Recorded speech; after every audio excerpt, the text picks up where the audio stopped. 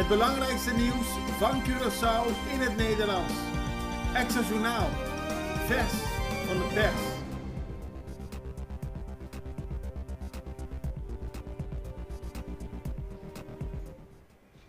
Welkom bij Extra Journaal. Fijn dat u weer kijkt. We hebben voor u het belangrijkste nieuws op een rij gezet. Het is natuurlijk de dag na de lockdown, wilde ik zeggen, maar de dag na de blackout van gisteren. We hebben de 7 belangrijkste nieuwsberichten op een rij gezet en daarna is er nog steeds heel veel ander interessant nieuws. Dus blijf kijken. We beginnen met het belangrijkste nieuws van vandaag en dat gaat nog over de blackout van gisteren. Andere aanpak stroom nodig, dat zegt Aqualectra. Neisa Isenia, de financieel directeur van Aqualectra, heeft gisteren tijdens een persconferentie aangegeven dat wat haar betreft Aqualectra naar een totaal andere manier van productie en distributie van stroom moet. Dat is de enige manier om ervoor te zorgen dat Aqualectra in de toekomst gewoon de stroom kan blijven leveren zonder blackouts.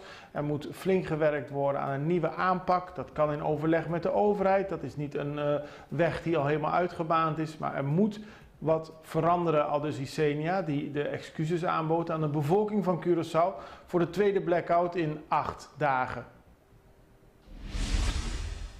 En dan komen we naar het tweede bericht. Aqualectra wil vertrouwen terugwinnen van de bevolking en dat ligt in de lijn daarvan.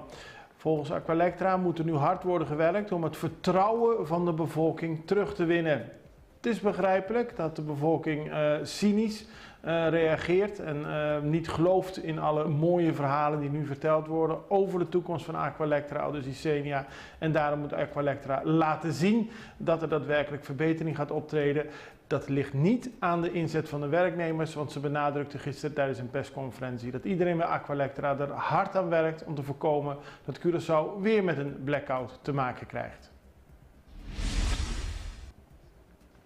Minister wil duidelijkheid en een andere partner in dit hele verhaal over Aqualectra is natuurlijk de minister van Economische Ontwikkeling, Rui Sandro Seintje.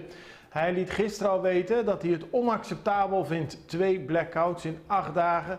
Hij wil om tafel met de stakeholders, hij wil praten met iedereen die hierbij verantwoordelijk is en hij wil geen enkele maatregel van tevoren uitsluiten. Dat betekent volgens Seintje ook dat er dus ook de maatregel niet wordt uitgesloten van tevoren, dat er veranderingen moeten optreden binnen de directie van Aqualectra. Gisteren praatte hij vooral emotioneel over de situatie, omdat hij het slecht voor Curaçao vindt, slecht voor de bevolking van Curaçao. Vandaag volgde een relato di dia door de minister die verder hierop in zou gaan. Maar wat hem betreft moeten we goed kijken wat er fout is gegaan, wat we hebben geleerd van de nulmeting die 4 jaar geleden heeft plaatsgevonden en hoe we kunnen voorkomen dat Curaçao weer in de toekomst voor langere tijd zonder stroom zit.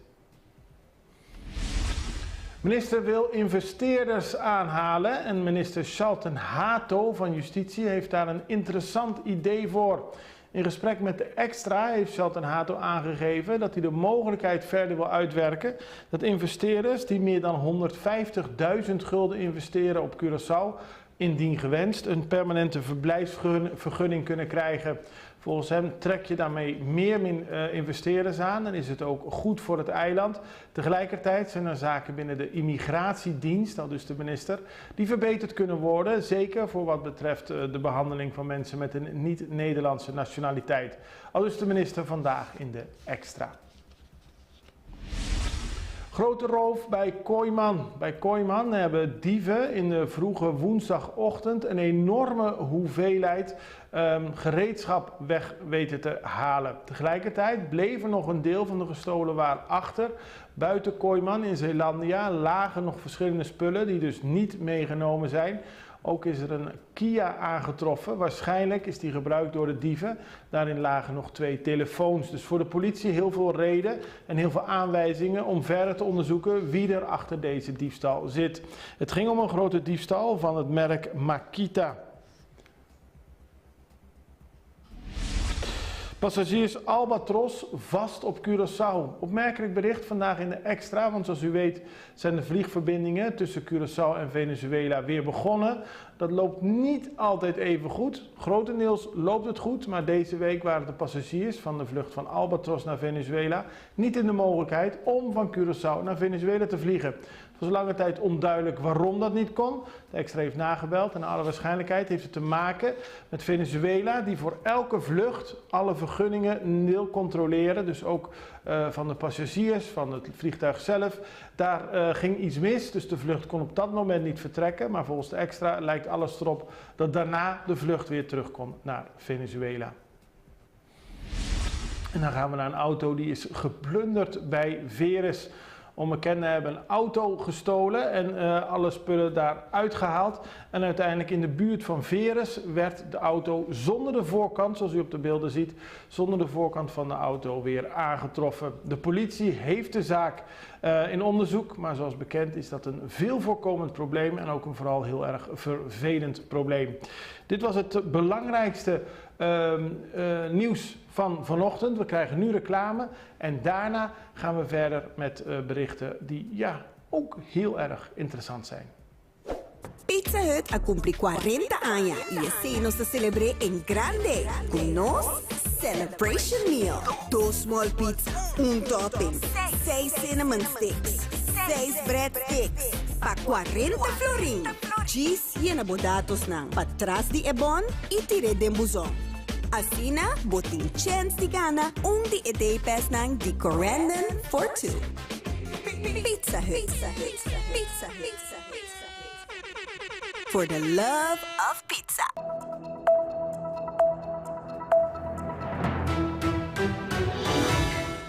Gisteren is in Nederland een rapport overhandigd aan de minister van Binnenlandse Zaken over de rol van het Huis van Oranje tijdens de slavenhandel. Daaruit komt onder meer naar voren dat er veel geld is verdiend door het Nederlandse Koningshuis aan de slavenhandel. En dat zou omgerekend om een bedrag van meer dan €500 miljard gaan.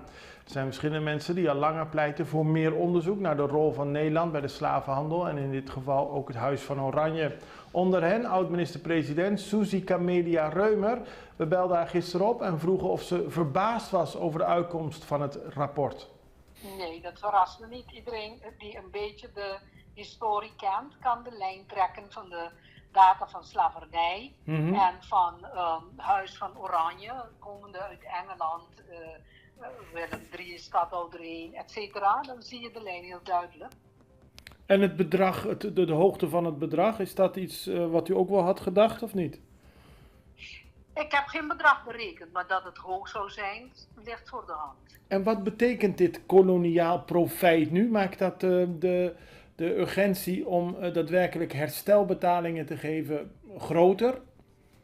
Ja, herstelbetalingen natuurlijk aan de staat en met een programma. Niet gewoon aan individuen, maar gewoon echt programma voor onderwijs en volksgezondheid, economie. Dus op die punten waar je de effecten van kolonialisme en slavernij nog ziet. En ik denk dat de excuses van de koning voor de slavernij namens de Nederlandse staat nog eens een keer onderstreept worden dat het noodzakelijk is. In die zin is het een interessant tijdstip dat dit bekend wordt gemaakt. Nu kan de koning er eigenlijk niet onderuit, zou je zeggen. Nee, hij kan er niet onderuit. En men moet ook accepteren dat Suriname praat men over 150 jaar. Maar wij praten over 160 jaar afschaffing. Dus de historie moet vanuit onze landen ook gefaciliteerd worden.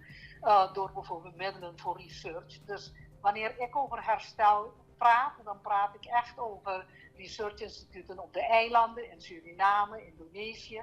Ik praat over ondersteuning aan het onderwijs, volksgezondheid, dat soort dingen. Nogmaals, niet individuele potjes, maar gewoon algemeen om de samenlevingen nu weerbaarder te maken, duurzamer te maken. En ligt nu de bal bij Nederland nu dit bekend is gemaakt, of moet Curaçao gewoon daar harder aan werken? Ook Curaçao moet harder aan werken. Curaçao moet Curaçao moet gewoon haar eigen programma maken en daar mee Nederland benaderen.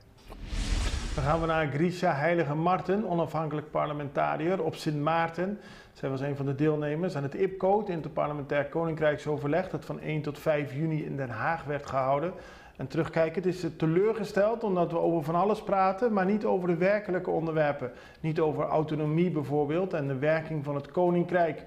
Dat zegt Grisha Heilige Marten, die voorstelt dat de Caribische landen van het Koninkrijk misschien maar een ronde tafelconferentie moeten gaan organiseren om over hun eigen toekomst na te denken. We spraken met haar en vroegen wat de frustratie was van het recente IPCO. We are 13 years in the kingdom. We haven't passed one consensus law yet. We're fighting on the main consensus law, de geschillenregeling. Up to now we can't get that done. And that says a lot. And we have to start being open and transparent with ourselves. If we can't pass that law, because why? What happened last? Because Holland said that we should have the last say, that if the decision is made, we have the right to change, to not follow through with that decision. But what are you saying? And during the expo, I made a presentation that our statute is a fata morgana. It's a facade. It's not what's really, is it equality or is it equivalence? And we need to start being open and transparent with ourselves. Is it going to be that, hey, you're in the kingdom, we're bigger than you, we decide. Let's make that straight. Yeah. Let's decide as of now, hey, Curaçao, St. Martin, and Aruba, you don't have autonomy. We're giving you money, we decide.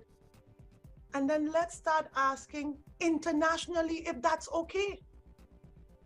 These are the kind of questions, if we don't fix our relationship, these discussions are mute. And that's my problem. And then based on how they set up IPCO, it says a lot. It says that Holland's not willing to engage much in the real discussions about autonomy. Grisha Heilige Marten geeft aan dat niet alle parlementariërs tijdens de IPCO niet over belangrijke zaken willen praten. Er zijn er die zeker dat aan de orde willen stellen. Dat ging onder meer in een discussie over een artikel 73 behandeling op de agenda. Dat kwam er eindelijk niet. Dat is een revisie van het statuut dat mogelijk is door artikel 73 van de United Nations. Maar zij legt uit dat zulke zaken wel frustrerend zijn. Everyone is against it because there are a few MPs from the VVD and from D66 that are working hard, but they don't have the support. But what does that say? They too have to ask themselves, if you're not getting support from your own, what does that say? Be open and transparent with yourself. Are we truly partners in the kingdom? And this IPCO reflected it for me, that truly it's just a facade. But we're dancing around the main topics. And that is disappointing. And that's disappointing because it's wasting time, it's wasting, money, a lot of money. It's wasting time and money, and you're together, you can accomplish a lot, but in the end, you look back after 5 days of reunions without touching the real subjects. Right, because now you want to bring another consensus law. We asked the experts about this data law that they want to bring in. We asked them, why does it have to be a consensus? And of course, they can't answer, but what's the agenda? What's going on? I think stop all these consensus law and let's fix the one from geschillenregeling. And if we can't get that one done to show true autonomy and equivalence, then we've answered our question. Then we're not equal in the kingdom. Dan gaan we over naar een heel ander onderwerp. Er is discussie ontstaan over de kleur van het naamgebouw. Dit imposante gebouw midden in Pietermaai was jarenlang wit en is onlangs zalmroze geverfd. Volgens de stichting Docomomo Curaçao, dat is een organisatie die zich inzet voor het documenteren en behouden van bijzondere architectonische gebouwen op het eiland, is er sprake van een zorgwekkende situatie. Ze zijn bezorgd over de keuze en Michael Newton van Docomomo legt uit waarom. Wat wij begrepen hebben is dat de roze kleur onder andere te maken heeft met een nieuwe functie die erin komt. En dat is een horecafunctie. Dat is prima, dat is aan toe te juichen dat er een functie aankomt. Maar men heeft ook in gedachten dat het een Art Deco gebouw is. Wat het daarom die kleur toegepast heeft. Dat is een kleur die daarmee geassocieerd wordt. Maar het is geen Art Deco gebouw. Het is een mooi voorbeeld van het nieuwe bouwen, zoals het heet. Wat juist heel strak is en vaak heel wit. En het is een beschermd monument. Dus Docomomo zegt van nou, dan moet je, ondanks dat er geen wettelijke regels voor zijn, moet je dat toch de kleur ook op een gegeven moment respecteren. Zeker zo'n fors groot gebouw midden in het centrum van Pietermaaien, maar ook midden in het centrum van de UNESCO Werelderfgoedstad. Je zegt het is een beschermd gebouw. Betekent dat niet dan toch automatisch dat er bepaalde regels zijn, hè? Dat je niet zomaar dingen mag afbreken en dergelijke? En zijn er geen regels voor de kleur? Nee, helaas niet. Er wordt wel al lang naar gestreefd. Er wordt ook al lang, de Monumentenraad bijvoorbeeld heeft al lang voorgesteld om met restauratierichtlijnen te komen, waarbij je veel beter kunt vastleggen voor iedereen van wat wel en wat niet kan. En ook, ik weet van mensen die in die sector werkzaam zijn, die daar ook heel blij mee zouden zijn, zodat het voor hun ook duidelijk wordt van wat wel en wat niet kan. Tot nu toe is het nog te veel vrijblijvend.